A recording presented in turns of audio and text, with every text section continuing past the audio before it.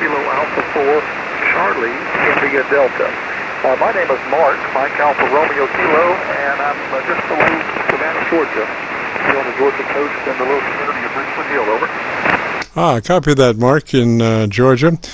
So why don't you come back? I'm copying you a little bit now, but let me see if I can get better through an SDR or through my 10-foot vertical magnetic loop. So come back and give me about 10 seconds or so on your antenna system. Roger? Okay, Jim, and if the copy's bad, we'll pass it. Roger. I do always enjoy watching your YouTube videos.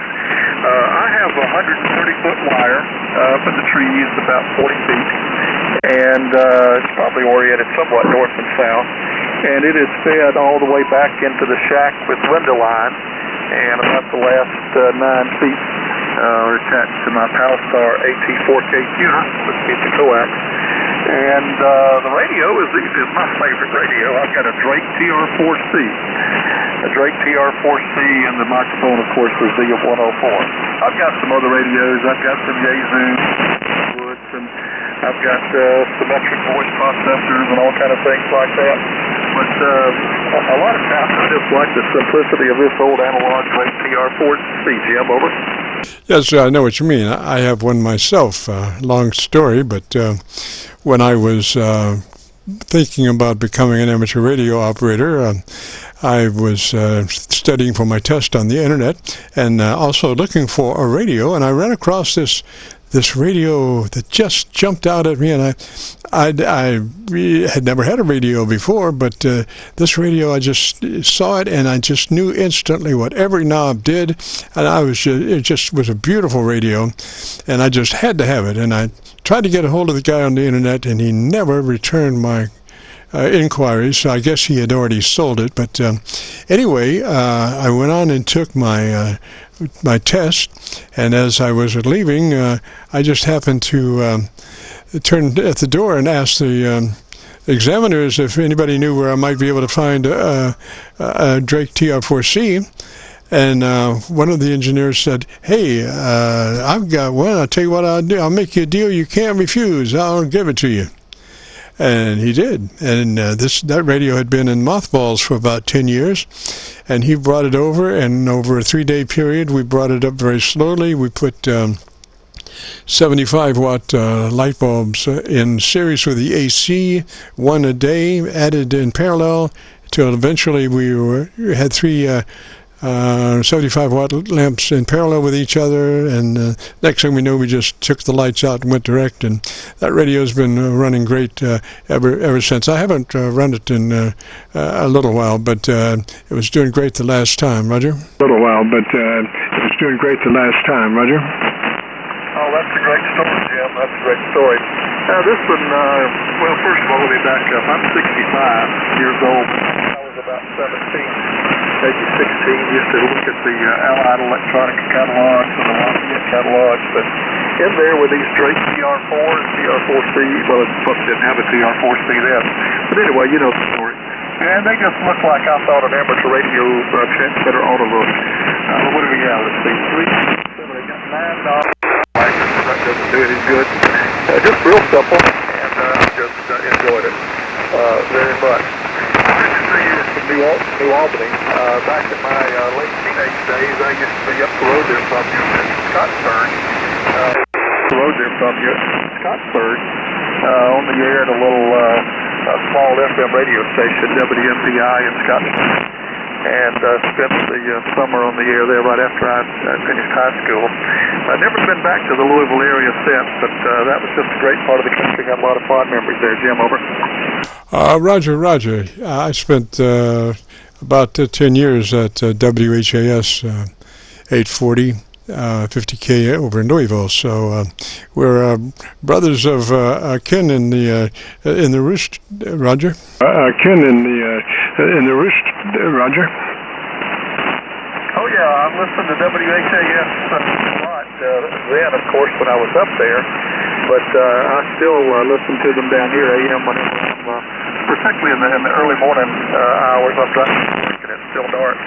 but always like to hear them. I think WLKY and WAKY might have been the other stations there.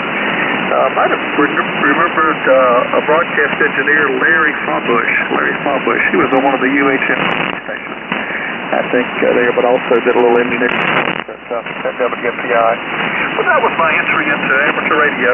Most of those guys are ham radio operators, and that's where I got my start. Roger, Mark. Gosh, good to run across you, sir, and I appreciate you dropping by. And on your radio, audio sounds really good. I would, again, my pet peeve is more articulation. I would crank in a little more top end, maybe 2 or 3 clicks additional treble EQ boost from wherever you are. You know, the thing is, it's not just to be able to hear the voice, but to be able to understand what the words are. And when you have a heavy QRM or, you know, competition contesting, it's important that folks not only hear you, but be able to understand you. So the more articulated your audio is, the easier it's going to be for folks to be able to copy the mail. So, and that relates all around treble EQ, Roger? And that relates all around treble EQ, Roger? That's right. Well, you know, the wonderful thing about the good old Drake is you don't have to worry about being able to click in any more trouble. Other than the D104, I think probably is the right microphone. That's what I'm using. The D104 is probably the right microphone for that. I do have a Symmetrix 528E over here that I use on one of my other radios, and what you say is exactly right. Some other people, I appreciate the opportunity to make this recording. I often go back online, I will go back online and listen to it. But Tim, thank you so much. Thank you, and I appreciate it. And we'll let you move on to the next station in line if you want to. KA4CID, back to you for your final. Roger, Mark. Well, you be glad that you've got a powered D104. If you were to be using a D104 without an amplifier, you would probably be sounding like sheet tin because of the mismatch of the element, because it's so high impedance versus the lower impedance of modern day HF radios, like about 600 ohms or so, Roger? HF radios, like about 600 ohms or so, Roger?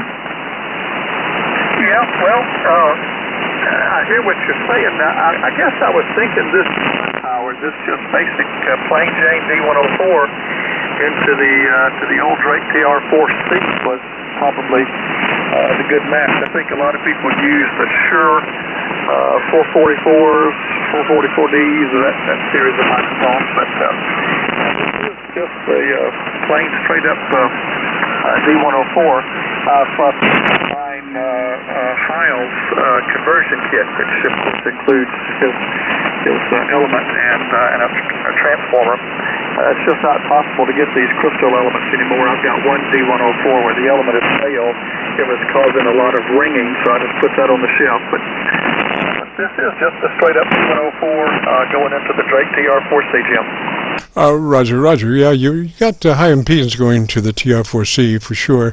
And you say you do have a transformer, though? For sure. And you say you do have a transformer, though? No transformer. I was saying that I was going to buy the Bob Heil conversion, that does come with his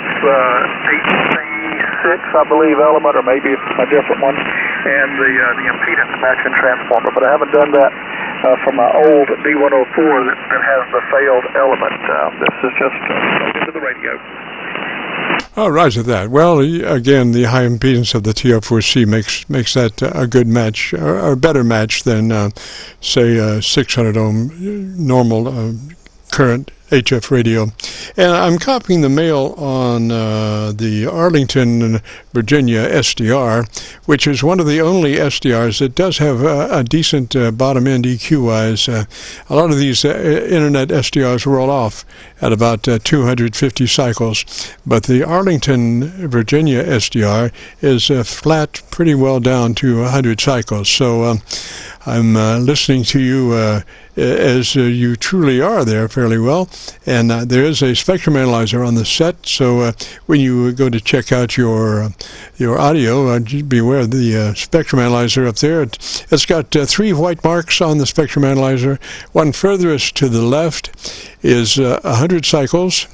One furthest to the right is 1 kc. Then there's a black space, which is 2 kc. And then there's another white mark, which is 4 kc. So you have there the basic layout of the spectrum analyzer. Roger? You have there the basic layout of the spectrum analyzer. Roger? Yeah, I appreciate that. Well, I will connect to that SDR. I'll search for it and find it, and then make some. That'll be nice to be able to see, because that's the one thing I really didn't know about this radio. You know, did I have too much transmitter gain? You know, I look at the ALC meter. It's doing what it should be. I talk up close to the microphone. My lips are just barely touching the grill of the microphone, and that's just the way I've always used this. Always got pretty good reports. I hope I'm not flattering or overdriving or too loud. I don't really know, but you can probably tell by looking at it there. That's really why I called you. I just wanted to make sure that I didn't have a bad RF signal here. I know you're really good about things off. Frequencies in use. Frequencies in use. Doing anything. Frequencies in use. Frequencies in use. Roger, Mark. Well, gosh, what can I say, sir? Sounds good. You look to have about a 2.5 to 3 dB dynamic range, which is exactly where you want to be. A nice fat signal. And tonality-wise, EQ-wise, like I say, you know, obviously my pet peeve is a little more top end, but it sounds really nicely well balanced as it stands. So you have achieved remarkable things with the D104. And like I say, this recording will be available in within 48 hours. Probably we'll upload it tomorrow. So if you go to YouTube and do that, call it a search for Kilo Charlie 9 Victor Kilo Victor, along with today's date, 8/27/21, that will take you to this recording directly. Roger? That will take you to this recording directly. Roger? Roger. I appreciate it, Jim. Like I said, I've been there, and thank you again. Thank you again for your time today. It's very much appreciated. I'll sign with you now. Hope you have a good afternoon, Jim. KA4CID. Good day. Roger. Mark 73, sir. This is KC9VKV, the Friday afternoon Qso-Vlog net. We're recording now live till 5, so if you have a radio you want to check out, give me a shout.